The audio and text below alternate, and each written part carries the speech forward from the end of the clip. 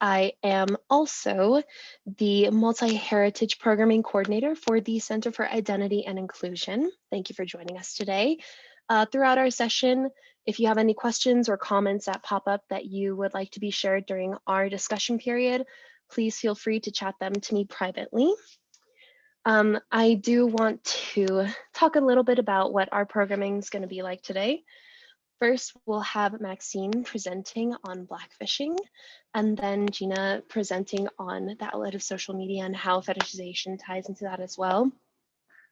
So I would like to read a land acknowledgement first. So acknowledging that we reside in the homelands of Indigenous peoples is an important step in recognizing the history and the original stewards of these lands.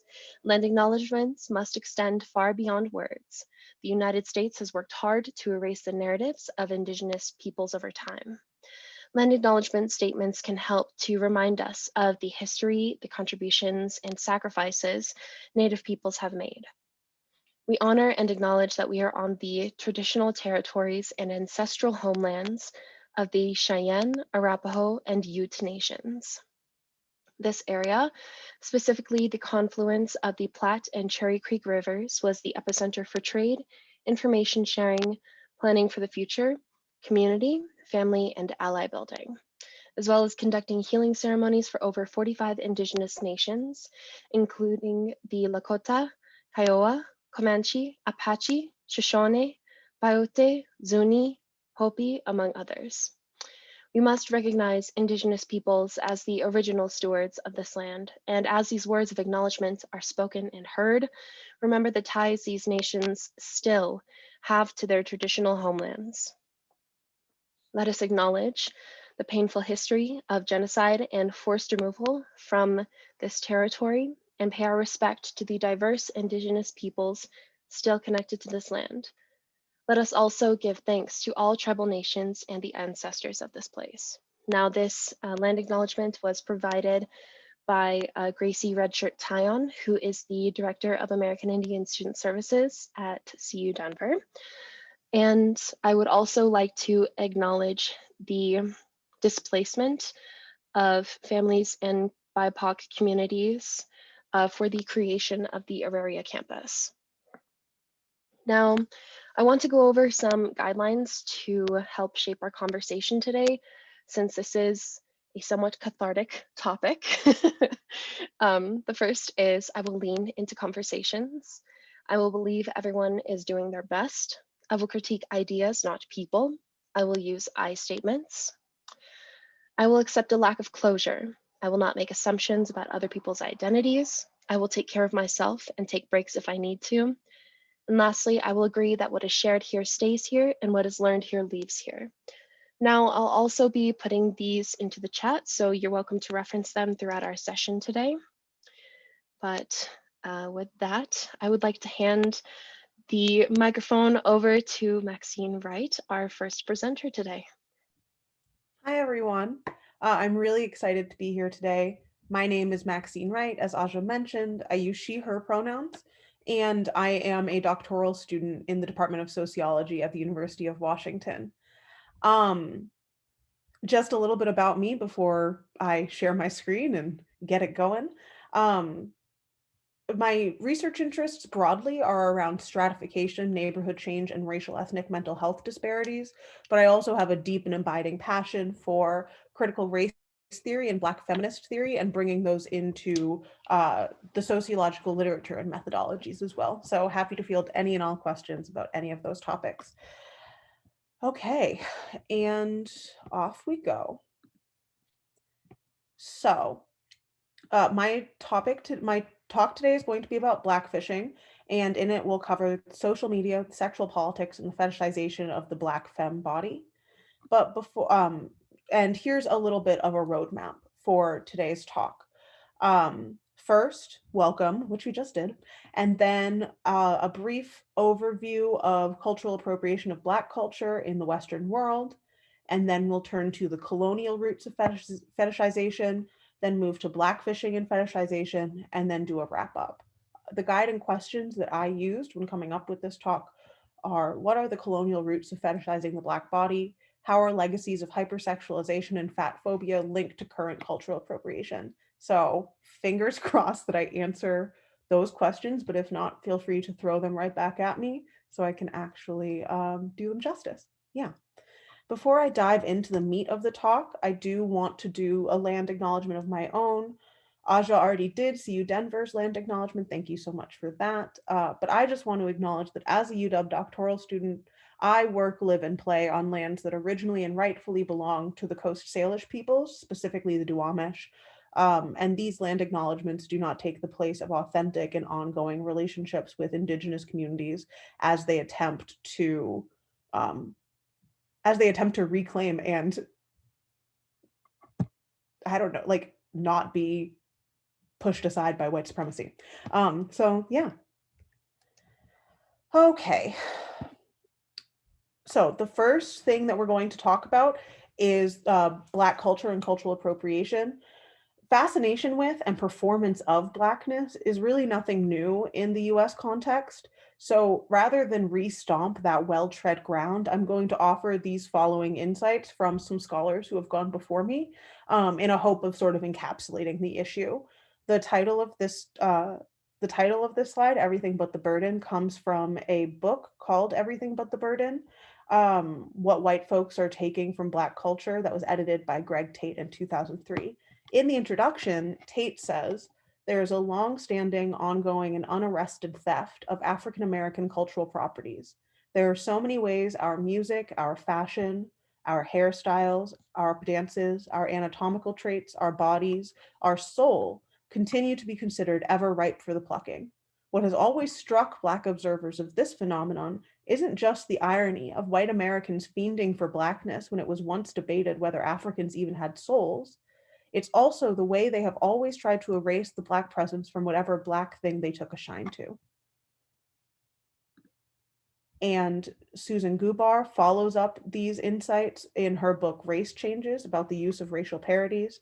When she talks about describing her project, she says that she began to expect white people to respond to a description of her project with some kind of confession about the prominence of racial parodies in their own lives. An Irish Catholic college administrator exhibited his perfect step and fetch it shuffle. A Jewish friend from college expressed her delight that her complexion and kinky hair led Parisians to fet her, since her looks had only incited wary glances in the segregated neighborhood of her native Bronx. So here we see sort of two sides of this story. The first side is that Black culture has resources and customs that are deeply desirable and fascinating to white Americans. But on the other side, the awareness of these as the awareness of these as parodies is part of that, and the awareness of the performance of Blackness without actual Black folks, yeah, again, like, is just a parody and is a dehumanization of a sort. So in these two quotes, we also see something else. Both of them explicitly mention sexual availability and sexual desirability. Tate references our anatomical traits in our bodies, while Gubar references a Jewish friend being delighted that people are interested in her because of her stereotypically Black features. Yeah. So essentially, when all is said and done, we can see that these are two very, very short quotes about Black culture and white appropriation of Black culture. However, we can see the evidence of this anywhere from the genesis of rock music to our runways in high fashion now, to even our current, I would argue, musical scene. So basically, everybody want to be a nigga, but nobody want to be a nigga, as Paul Mooney famously said. So now I'm going to turn to Black women and the colonial roots of fetishization. So for that, we're going to have to go all the way back to 1735. 1735 was when Carolus Linnaeus first published System Naturae, and in that we have the first racial classifications that have been put into print. And he described four racial groups: Americanus, Asiaticus, Africanus, and Europeanus. I'm going to read all of these and then move on. Americanus was described as reddish, choleric, and erect, obstinate, merry, free, regulated by customs. Asiaticus was described as sallow, melancholy, black hair, dark eyes, haughty, and ruled by opinions. Africanus, described as black, phlegmatic, relaxed, women without shame, crafty, indolent, negligent, and governed by caprice. And Europeanus was described as white, sanguine, muscular, inventive, and governed by laws. These racial categories, we can clearly see their legacies in our racial stereotypes today. But I think that one piece that we really want to point out is that Africanus is the only racial classification that specifically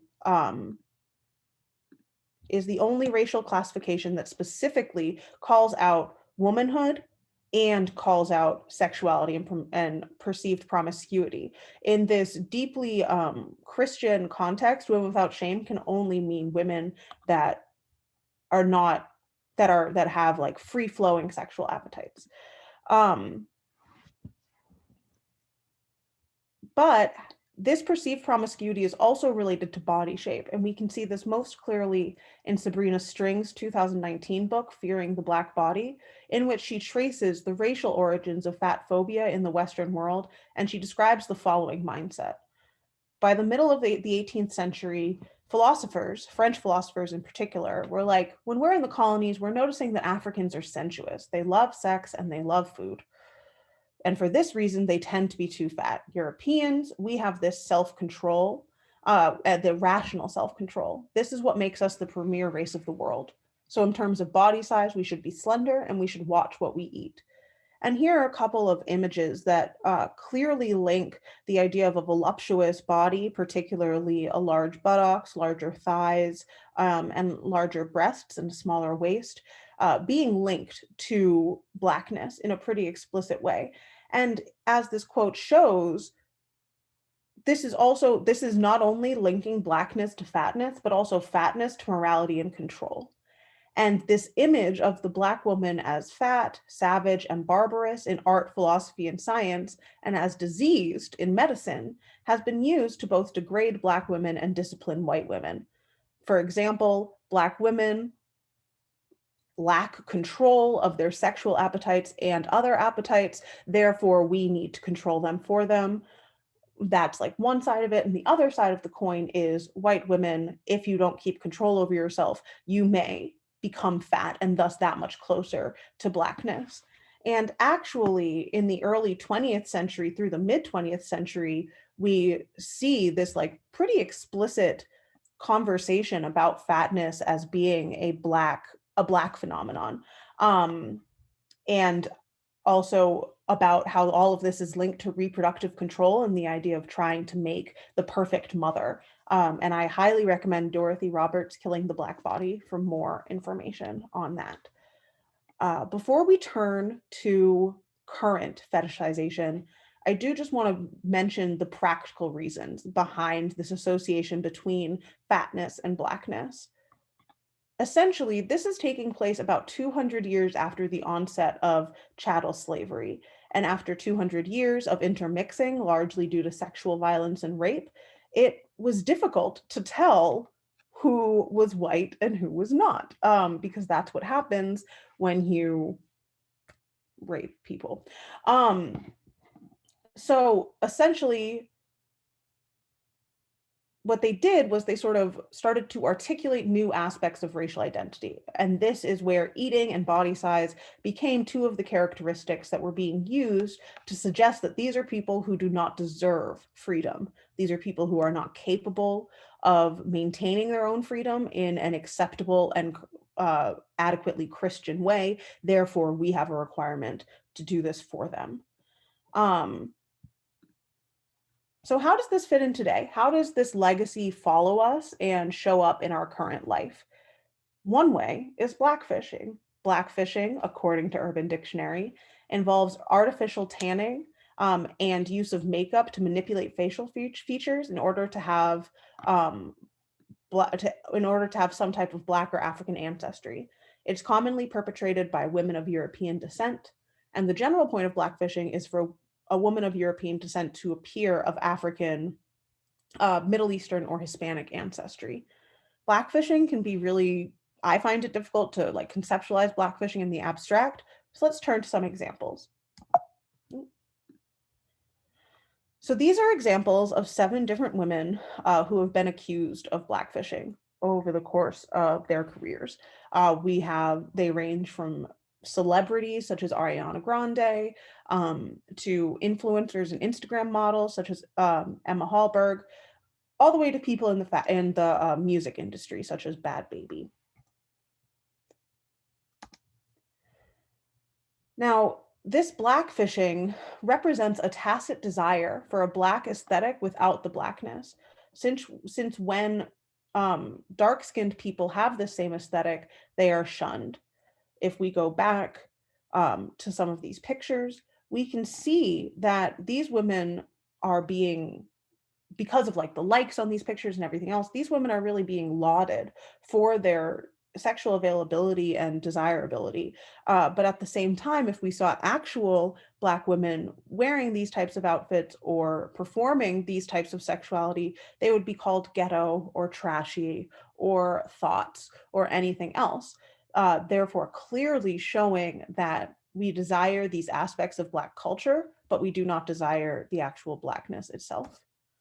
It also underscores the concept of Blackness as a commodity. As you can see in this picture to the right, Ariana Grande, on her Vogue cover, she chooses to return to her whiteness. She has blonde hair, lighter skin, freckles clearly apparent, and also she's wearing white. It's very soft, bright lighting. She seems sort of innocent and contemplative. Um, this this is in direct contrast to pictures like this, where for to pictures like the one uh, in the top right hand corner or left hand corner, where you can see that she has more cleavage showing, her midriff is showing, and she's looking almost alluring and like she's trying to. It's a more overtly sexual pose.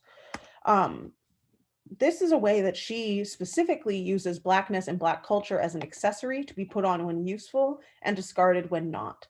On a practical level, Blackfishing also directly takes money out of the pockets of Black creators. For example, Emma Hallberg in the previous pictures, she was sent hair products for curly and kinky hair to like promote them, and she received revenue as a result of that. And all of this was because of her blackfishing. Her hair is actually naturally straight.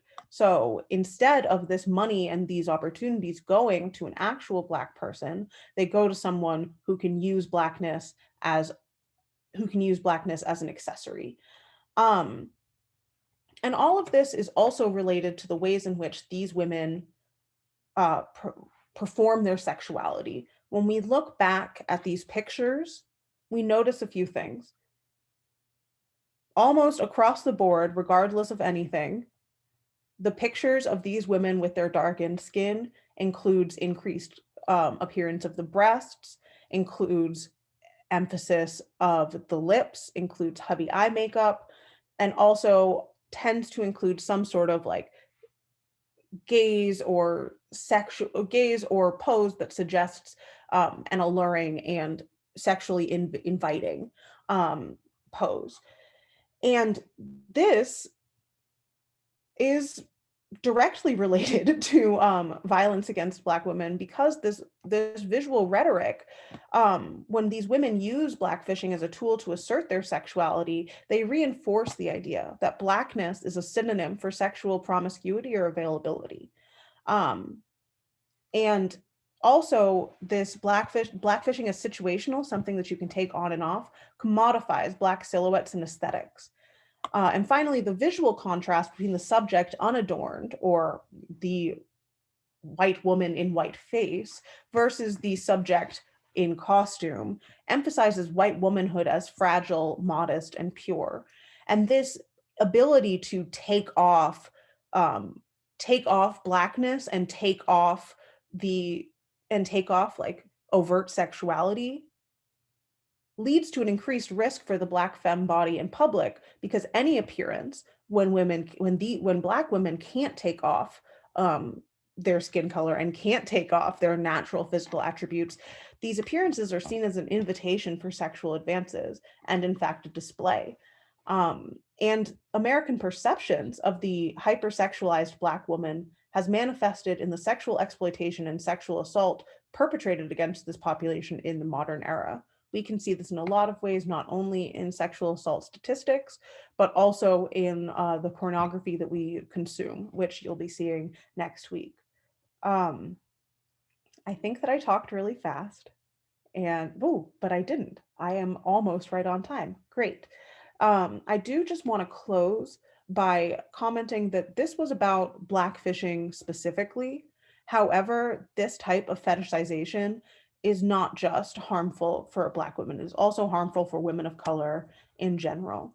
And we see fetishization of different non-white cultures come up in different ways. And again, Ariana Grande is a really interesting and good example of the ways in which she switches between using Blackness to bolster her sexuality and her sexual desirability, and then using Japanese culture or her rudimentary understanding of Japanese culture to emphasize this almost girlish, submissive, Lolita type figure, and only putting on whiteness as a professional, like, talk show sort of thing.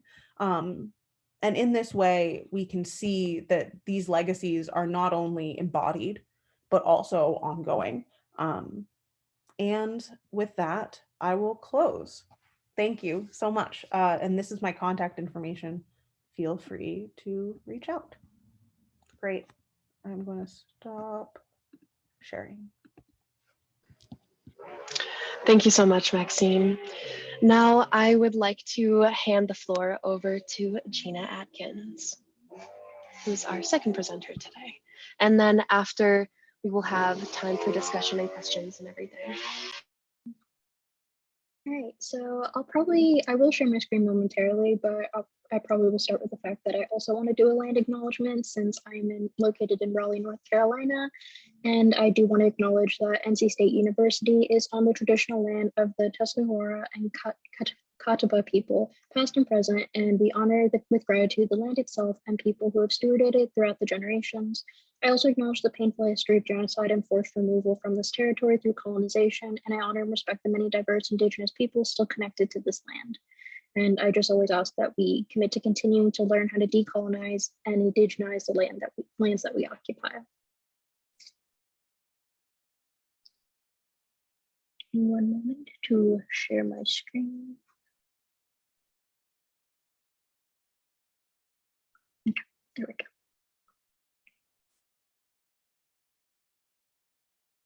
All right, so today I'm going to be talking about Asian fetishization and social media, and I am from the Community Organization for Radical Empathy, also known as CORE. So the way that we're going to approach this is from similar to how Maxine has a sociology background, I have an English background, specifically looking at anti-racist pedagogy, also looking at racist rhetoric, looking at critical race theory. And so I'm going to approach this from the lens of looking at it through rhetoric, but also language and linguistics as well. So first, before we get into it, there's some terms that I want us to break down. So the first is, what is racist rhetoric? And so Mark Maffei, in the book, The Rhetoric of Racism, he asks how we understand racism as a product of a way of knowledge, as a reflection of essentialist epistemology. So epistemology is just another way for also saying a way of knowing. And it's kind of the idea that our reality is shaped by how we essentialize race as a master category, which influences the rhetoric that manifests as racism. So just kind of the idea, so a more simple version of that would just be the fact that things such as stereotypes and the way that we essentialize or boilerplate down certain characteristics or ideas or just stereotypes about certain groups of people, somehow that manifest in ways that become racist action, racist language, racist institutions. So that's the first way that I want to break it down for us. So like I said before, another word for essentialize is just, it's like a boilerplate version of it, like you're epitomizing it to like this very, very small category. So that's just the best way that I want to describe the rhetoric of racism, because that's a really big thing that I'm going to be talking about with media and social media related to racism and fetishization against Asians. So the next thing that I want to talk about is indexicality. Indexicality has a lot of different definitions from a lot of different disciplines, but the one that I want to use is the one from linguistics more specifically. And so indexicality is kind of the idea of a sign pointing to or indexing some object in the context in which it occurs.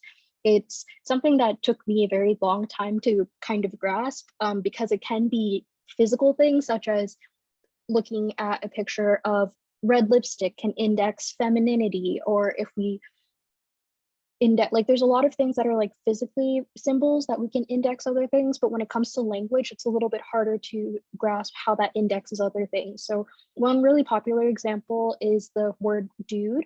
So it's been shown in studies that the word dude is more frequently used by young white men, and usually that indexes a stance of solidarity with one another. So playing video games with your friends, you call each other dude, it shows that you have a friendship and a camaraderie with one another. And so it's been shown that this casual stance of solidarity is a stance that is habitually taken up by young white American male. So in that way, the word dude can index young white masculinity. So it's a little bit more complicated when it is related to language, because language can be utilized by a number of different people for various ways. Like the way that young white men might use the word dude might not be the same as another group that also uses the phrase dude. It could also potentially be just indexing like gamer culture or something like that, or potentially surfer culture. So there's many ways that words can be indexed, but we're just going to talk about the fact that it does have the ability to showcase this. So how language encapsulates racism online.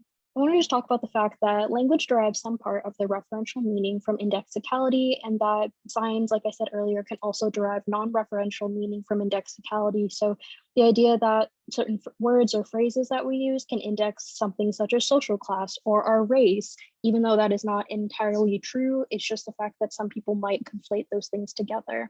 There's also things such as non-linguistic signs that can also display indexicality, such as emojis. So even just using certain types of emojis can imply certain things. We've seen these on dating apps, we've seen these on Instagram. And so as a result, the discourse around essentialized categories such as race is what creates and perpetuates racist rhetoric. So it's kind of the idea that even though these phrases and words or symbols might seem innocuous, like they're not overtly racist things, there are things that subconsciously filter into people's minds and has this idea that they become racialized ideologies. So similar to Phil McPhail, he kind of explains the close connection between race and language, the epistemological grounds of essentialist thought. That is what gives the rise to racism. And then and even though this can apply to a number of different groups, I'm speaking specifically today about the Asian community. So I really want to talk about just some general examples. They're going to range from social media to the media as a whole and just the overall consequences of that. And of course, this does not encapsulate every single example. I was sifting through so many examples on TikTok and such, but they were just very upsetting. And so I tried to keep these as less disturbing as possible. So let's talk about probably one that a lot of people are familiar with, the term Koreaboos and weeaboos. So a weeaboo, as a lot of people might know, is a derogatory word for someone who's obsessed with Japanese culture. And the alternative, a Koreaboo, is someone who is not Korean, who is obsessed with Korean culture to the point where they obscure or denounce their own national or native identity and proclaim that they are Korean. It's also very similar with weeaboos, where they might diminish their own nationality and just want to pretend that they are Japanese or that they're in a Japanese anime. And really that just removes a person's characteristics and uniqueness, and it only just replaces the idea with race. I'll go into more detail about why that is especially harmful, but this is just a common example that we've noticed a lot. So for example, and of course, I'm only going to be talking about some of the more extreme ends of this, but if you do not know who this person is, it took me a while I did not know about this person until recently, but his name is Ollie London. The man on the left, on the right is Jimin from the K-pop group BTS. And so this man on the left, he is British and white. He loves Jimin so much and was so enamored with his aesthetic and his look and just BTS as a whole that he got thousands of dollars worth of plastic surgery to look like Jimin.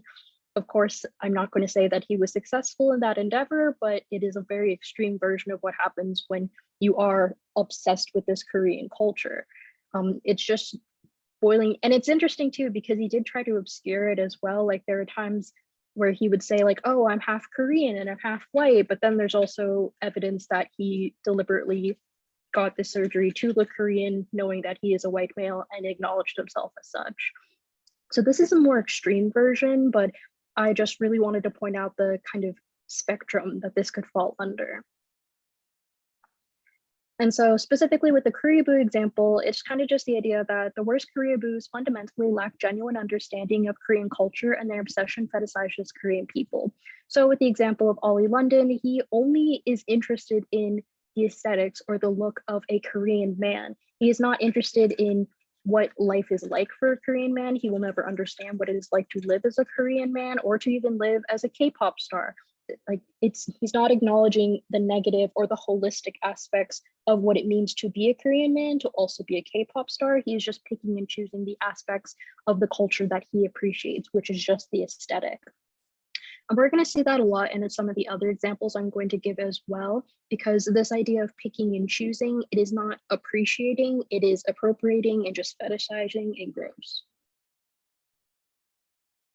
So we also see this very commonly in dating. It has also been very commodified. I tried to just use there were so many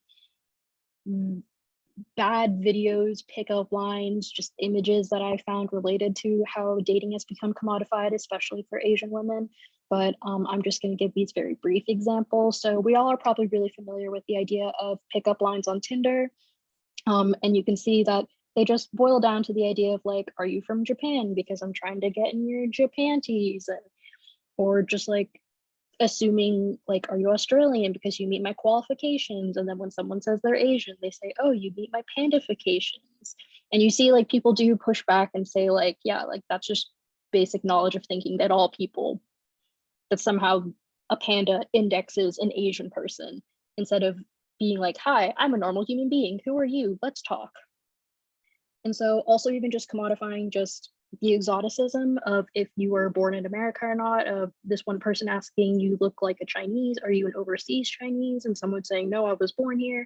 And then asking if they are mixed, which I appreciate the person's response saying, thanks, I'm a 2020 Toyota Prius.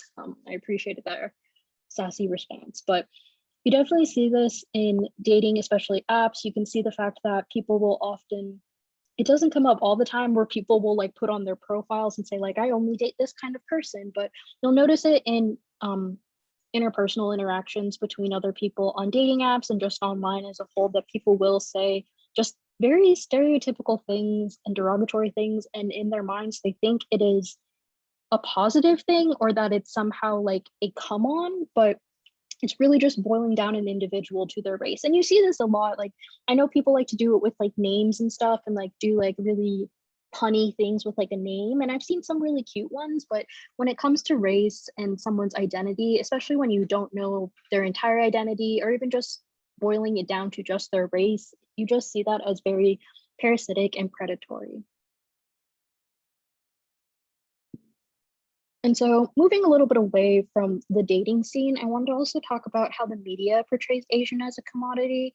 I'm not going to showcase negative example representations of Asian people in the media because I could talk all day about that. That's not to say that they don't exist. They definitely do. There's been a number of documenting cases that showcase that Asian people have been forced to take on demeaning roles that just boil them down to stereotypes. But I wanted to talk about the opposite side of that, which is when you have a society that perpetuates such racist rhetoric and fetishizes Asian people just for these boilerplate characteristics about them, it also gives rise to the opposite problem where because they can pick and choose, that means that people can also step into these roles not roles, but they can step into these ethnicities as well, which is completely untrue.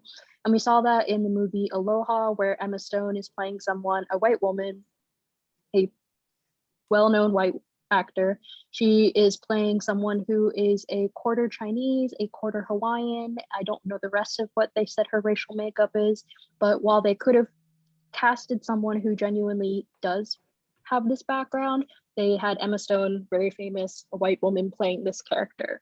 And so you just think about that as well. And so why is it that people in the media believe that it is okay to just pick and choose like someone who is not Asian to play someone who is supposedly supposed to be mixed race?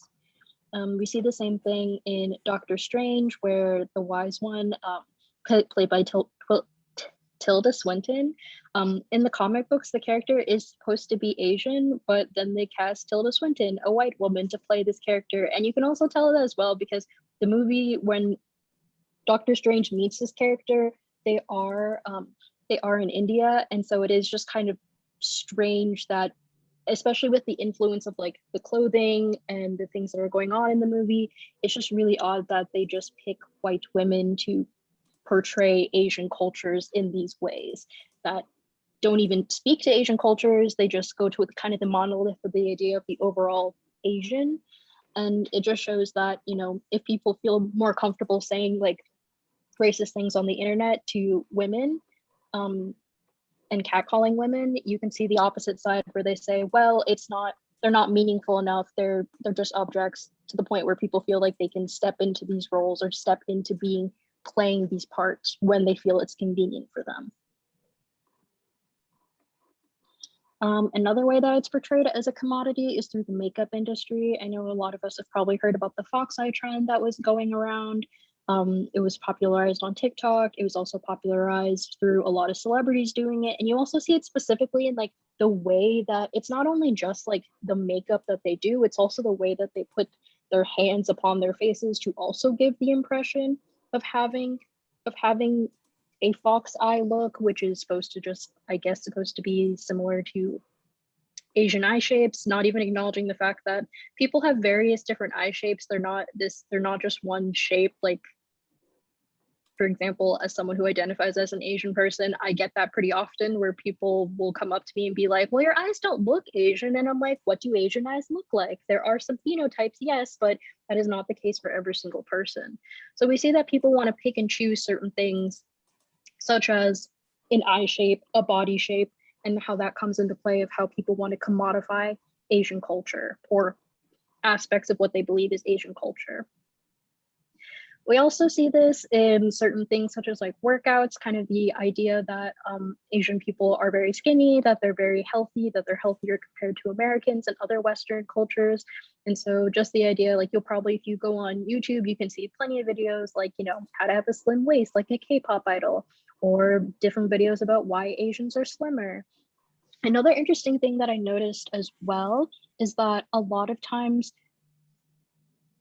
because this rhetoric is becoming so normalized on the internet, like if, for example, if you look up the term Asian baby girl, which is supposed to be a term that is being reclaimed by a lot of Asian women to take away from the lotus blossom or subservient stereotype. But you also notice that a lot of people, because this is so prolific on the internet, a lot of people also play into that as well. It was really common for me to find on TikTok that, you know, there were some empowering videos about like Asian baby girl tropes and stuff, but there's also people who would make videos saying like, oh, you would say you would never date an Asian, and then they would like turn around or something and just kind of play into the stereotypes because they know that that is what people are already thinking about, and so they're rather trying to subvert that or they play into it. I'm not going to speak more to the people specifically who do that. I just think it's just the proliferation of these attitudes that are causing people to play into them as well because they're being normalized online. And then back to movies as well, we also just see that similar to the other movies earlier that I was talking about, you see this in Matt Damon being in a movie about the Great Wall, like kind of the white savior complex, and similar with Scarlett Johansson playing someone from Ghost in the Shell, who it is a Japanese anime and it's supposed to be based in Japan in like a future setting, but they chose to have Scarlett Johansson, another white woman, portraying her as well. And it just goes to show that, there's certain aspects of the monolithic Asian culture that people want to pick and choose from, such as, oh, let's have like a battle, like they have cool swords, like the Great Wall of China, let's do that. Or Japan is super futuristic and let's like do this and that.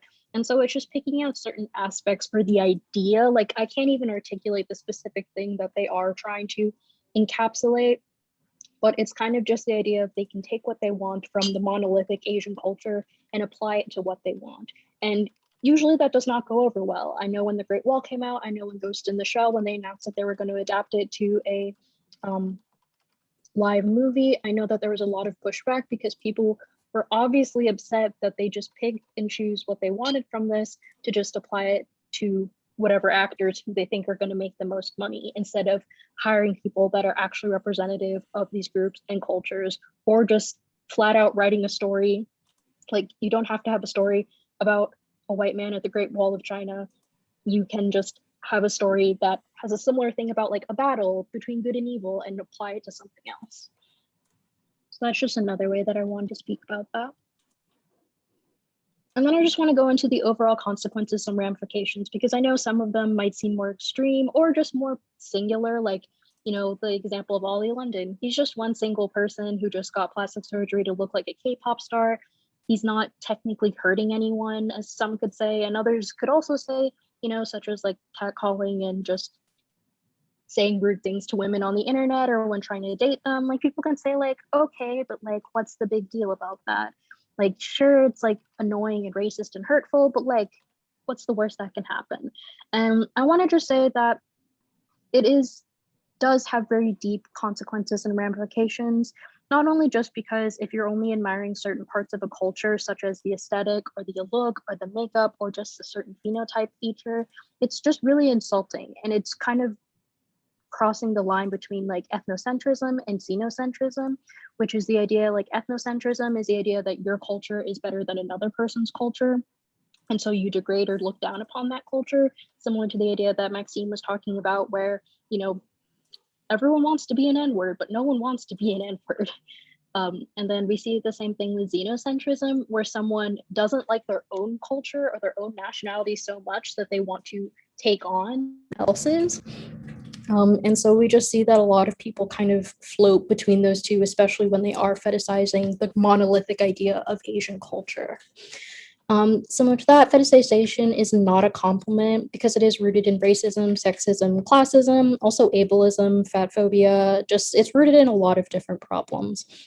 Because because the other thing people might say is, oh, well, the video about getting a waist like a K-pop star, like that's a positive thing. We're saying that Korean women or that women who are K-pop idols, that they are very like healthy, that they're very fit.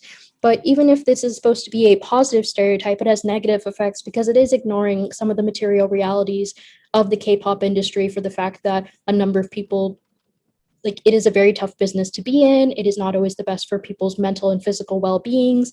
It is a very difficult job to be in, and it's just ignoring the larger things in the background of that and only hyper focusing on, oh, well, they have skinny waists. It also, like I said earlier, like with rhetorical racism, it just essentializes and reduces a culture. And sometimes it's not even just a specific one. Like, for some people it is specific, like for Japan or for China or for Korea, but for a lot of times people are going to this monolithic idea of Asian and not even thinking about the specifics about cultures. They're kind of just lumping everything together as, well, this is Asian. And like I said earlier, it's kind of ignoring the holistic view of a culture or even just a single person, like with the come on lines to girls on Tinder that just boil them down to what we think your perceived race is. And so when you allow for minimizing and picking and choosing certain aspects of a culture to respect, it's just extremely rude.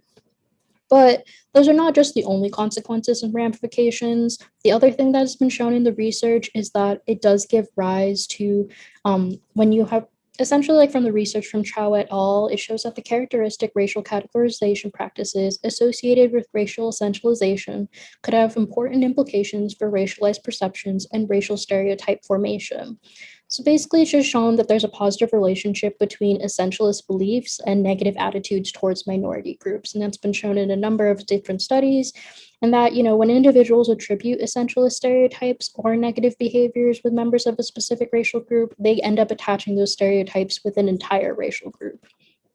So it also, and when it shows up on social media, that also has the increased ability to have people develop essentialist beliefs and in turn negative attitudes towards minority groups. And it might just seem like, oh, well, if someone just harbors bad thoughts, like that's not the worst. But even if it's online and it might not be materially harming someone, it does translate into other problems in real life, such as increased violence in real life, dehumanization, and just the proliferation of racism, as we've been seeing with the shooting in Georgia, and also just the rise in anti-Asian hate crimes that have been occurring.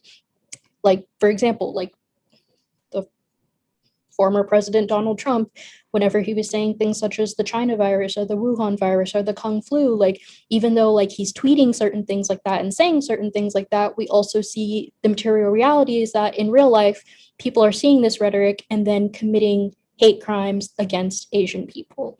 So it's just saying that I just really wanted to talk about the fact that in total, even though things might be seen online or it might just be language or it might just be a symbol, they do have larger consequences because language and symbols do have greater impact on our actual material world. And also just the line between social media and online things and our real world, they're just blurring more and more. And so we just have to be really cognizant of that, because even though a lot of the examples I gave probably seem innocuous, I just really want to emphasize the fact that they do have real world consequences. And this is the information for CORE if you'd like to follow us on social media or our website, or just to keep in touch, because we do a lot of different presentations like this. Thank you so much, everyone. So we've come to a conclusion of the presentation segment. We're going to start a discussion now, but before we do, I would like to hand the floor over to Em, who is one of the collaborators on this project, to talk about the resources we have at the CU Denver campus. Hi, y'all. My name is Em Alves. I'm the Violence Prevention Education Coordinator at the Phoenix Center at Auraria. I've been putting in the chat some of our information for the services and how you can get into contact, but I'm also going to reiterate that here. So it's important to know that the Phoenix Center at Auraria is your on-campus and virtual, in this current world, interpersonal violence support and education office. So some of that education looks like sponsoring and helping to plan events like this that Aja, this is her brainchild. So thank you, Aja. And so doing events like this, different workshops and going into classes, but then we also have our in-office advocacy. And our in-office advocacy and our 24/7 helpline are really unique because there's no reporting necessary. So you don't need to report to Title IX, you don't need to report a crime in order to utilize our services, and we're also confidential. The only reason we would ever break confidentiality is if there's an imminent threat to self, others, children, or elders. But there's no part of your story outside of those protected classes that we would ever share. And we also know that every survivor and story is different. And advocacy is often really misunderstood. It's not, going in and meeting with an advocate and having them give you a laundry list of all the things you need to do. Rather, it's you telling as much of your story as you feel comfortable telling. And then you are presented with a buffet of options. And then everything going forward is 100% your choice. And it's another really important to know as well that we're very aware that a person's experience of violence is heavily impacted by their many identities. And that's a really big part of why today's programming is a part of our Sexual Assault Awareness Month programming. So I want to make sure that I'm also defining interpersonal violence to include sexual violence, relationship violence, stalking, family violence, and childhood sexual abuse. And you can set an appointment with an in-office advocate at our website, thepca.org, and this is also in your chat, or you can reach an advocate at our 24/7 helpline. which is 303-556-2255 for immediate emotional support and to also be connected to one of our in-office advocates for ongoing support if you so choose. So that is my spiel. I wanted to make sure that you all have those resources available. And then next, I am going to be leading us in a short guided meditation. Good to go on that, Aja? Great, awesome. And this is a good time to also take a bio break if you are not interested in meditation, because it's not for everyone. So you may take a deep breath when you're comfortable, and you may begin to close your eyes. Maybe you take a moment to imagine yourself being more calm, peaceful, and focused. Your heart rate may be going down. And as you allow your unconscious mind to naturally conjure an image of what that would feel like, consider what you might be seeing, hearing, and what you might be feeling. That shows you are more calm, peaceful, and focused. And perhaps you are already feeling more calm, peaceful, and focused. If not, maybe notice that your unconscious mind can reveal how you might do this.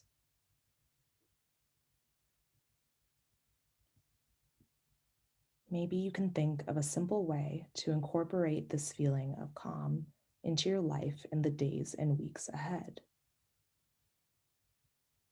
Maybe you take a series of long breaths. In, 2, 3. Out, 2, 3. In, 2, 3.